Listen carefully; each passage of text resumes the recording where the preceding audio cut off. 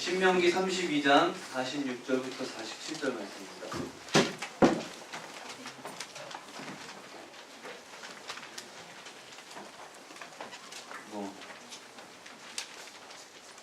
신명기 32장 46절부터 47절 읽을게요. 시작!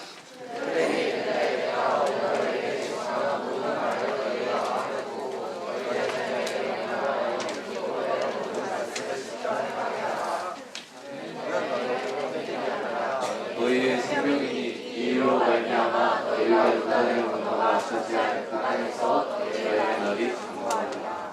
아멘. 베드로전서 2장 1절부터 3절 시작!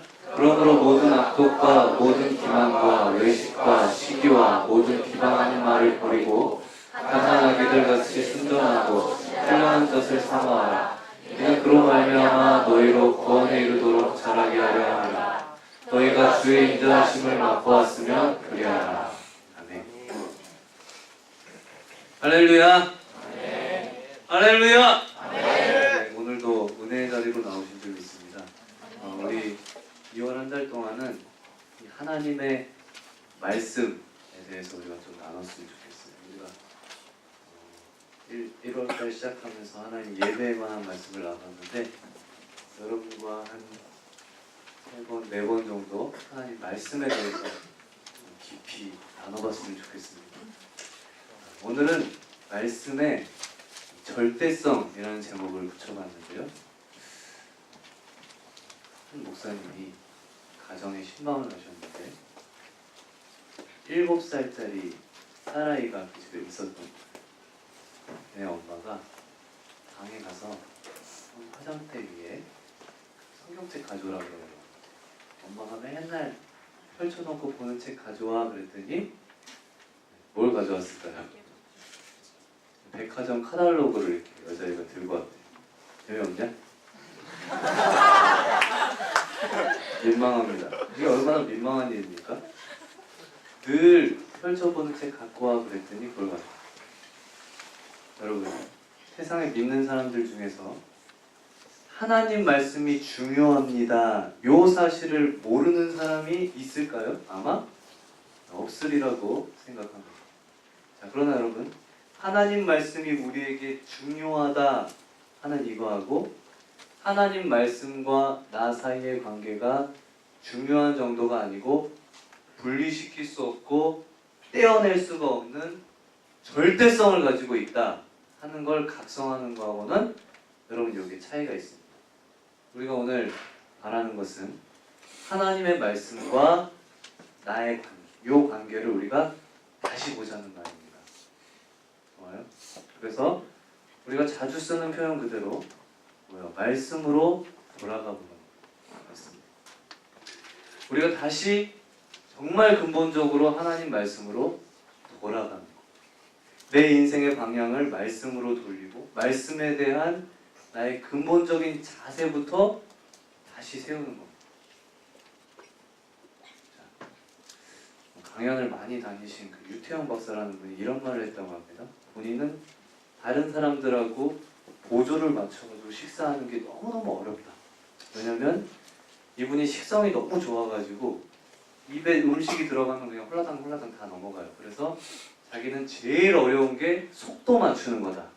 그러면서 하는 말이 뭐냐면 사람이 제일 행복한 것은 다른 것이 아니고 입맛이 좋은 것이 최고의 행복이다. 그런 말을 했어요. 여러분, 사람이요 병이 나타나면 제일 먼저 나타나는 현상이 입맛부터 없어집니다. 그렇죠? 그리고 병이 다 나서 이제 건강해지면은 제일 먼저 나타나는 현상이 뭔가 하니까 입맛부터 생겨요. 여러분, 이것은 영적으로도 똑같습니다. 틀림이 없습니다. 우리가 영적으로 건강하면 하나님 말씀에 대한 입맛부터 생기기 시작합니다. 반대로 여러분, 우리가 영적으로 비실비실하고 우리가 하나님 앞에 그다지 영적으로 강건하지 못하면 우리에게 여러분 나타나는 특징은 여러 가지 볼 것 없이 딱 한 가지만 가지고서도 정확하게 가늠할 수가 있습니다. 바로 하나님 말씀에 대한 입맛이 없는 것입니다. 손수건 같은 거 있는 사람. 왜 이렇게 땀이 나지? 쳐다보지 마, 부끄러워.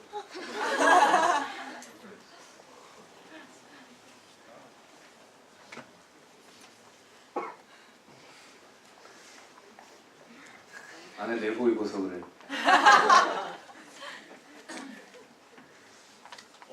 뜨거운 바람이 막 나오는 것 같아. 조금만 꺼주세요. 죽을 것 같아. 미안해요. 여러분, 왔어? 앞에 예쁜 애들 앉아 있나 오늘? 짜증나.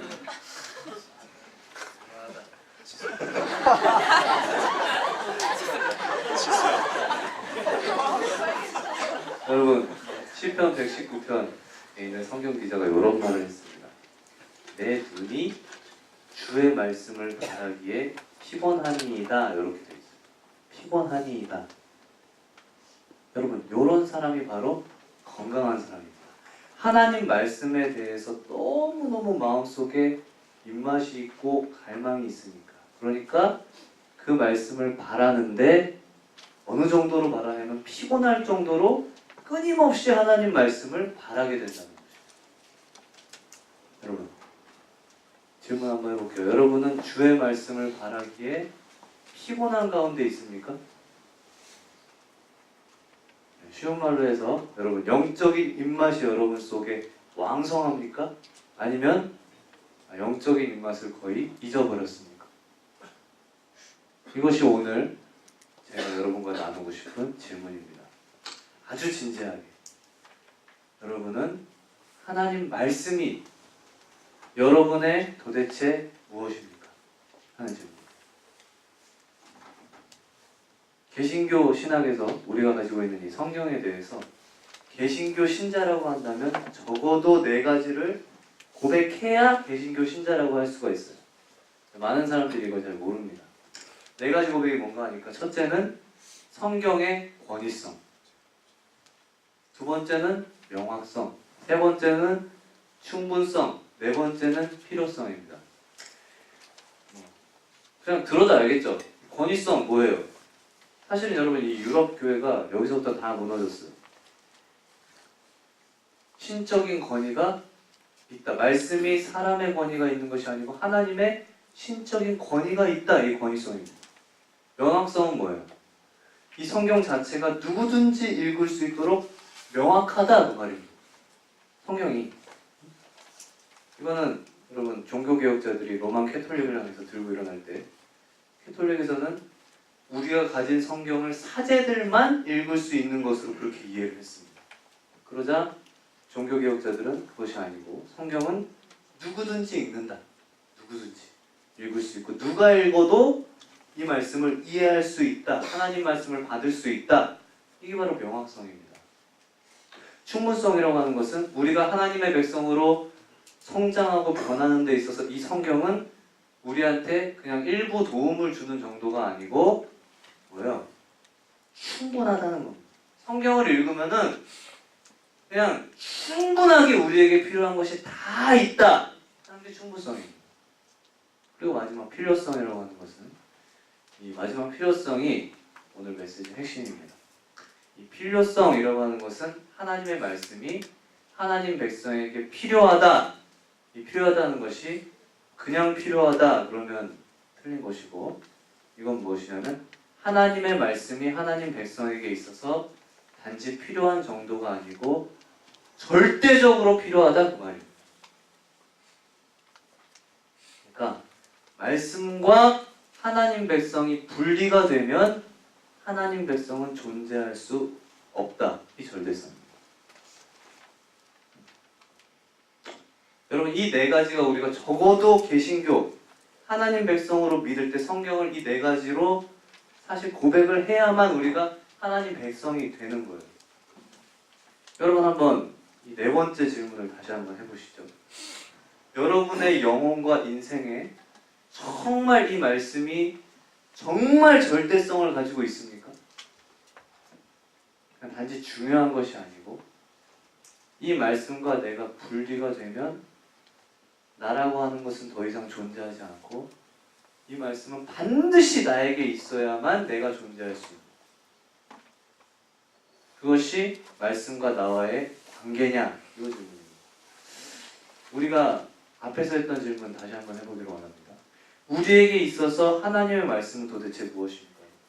하나님 말씀이 나에게, 나의 인생에 차지하는 비중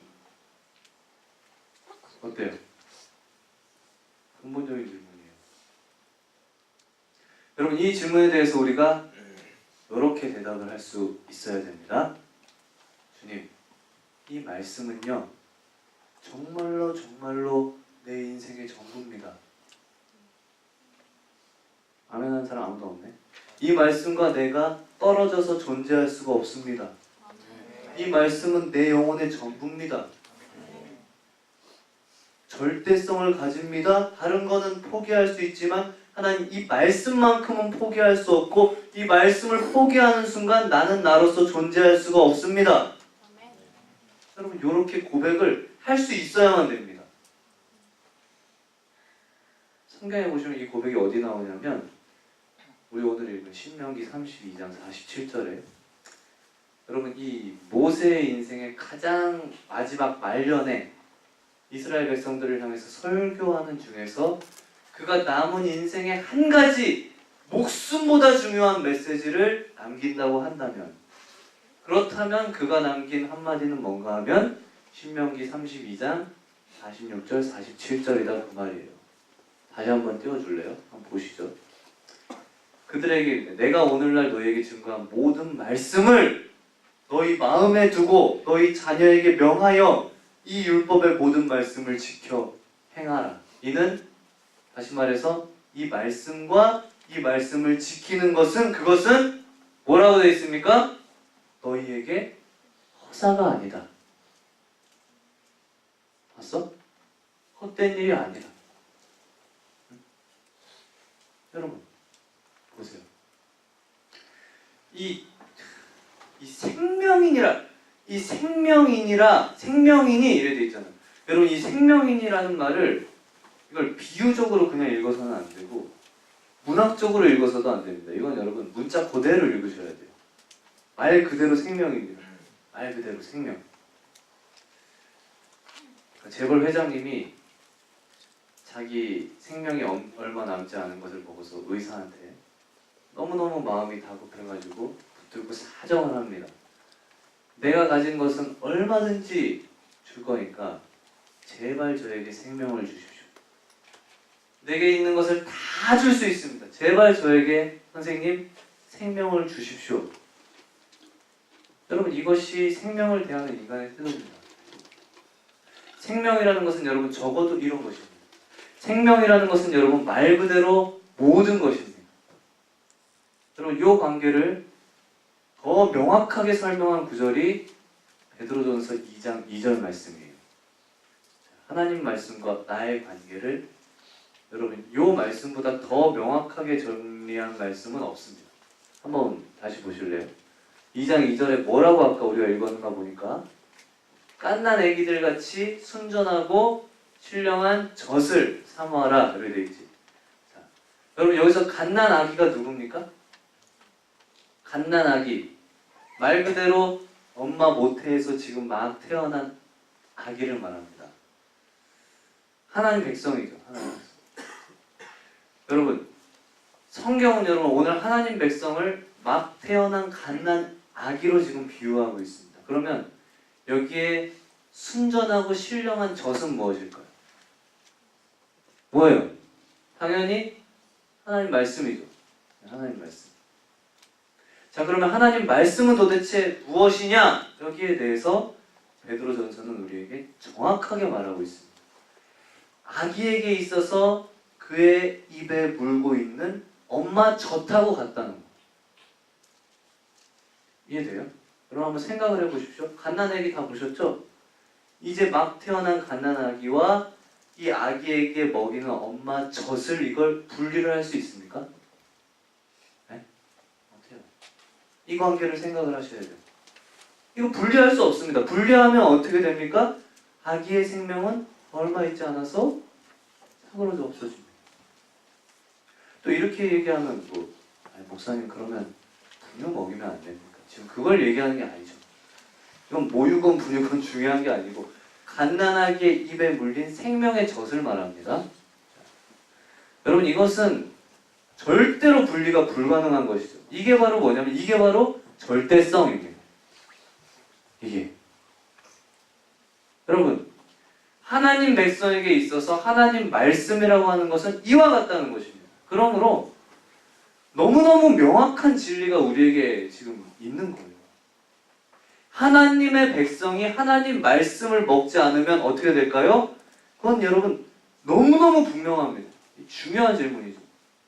하나님 말씀 외에 다른 지식을 먹으면 하나님 백성은 어떻게 될까? 다른 지식은 많이 먹었는데 말씀을 먹지 못하면 어떻게 될까?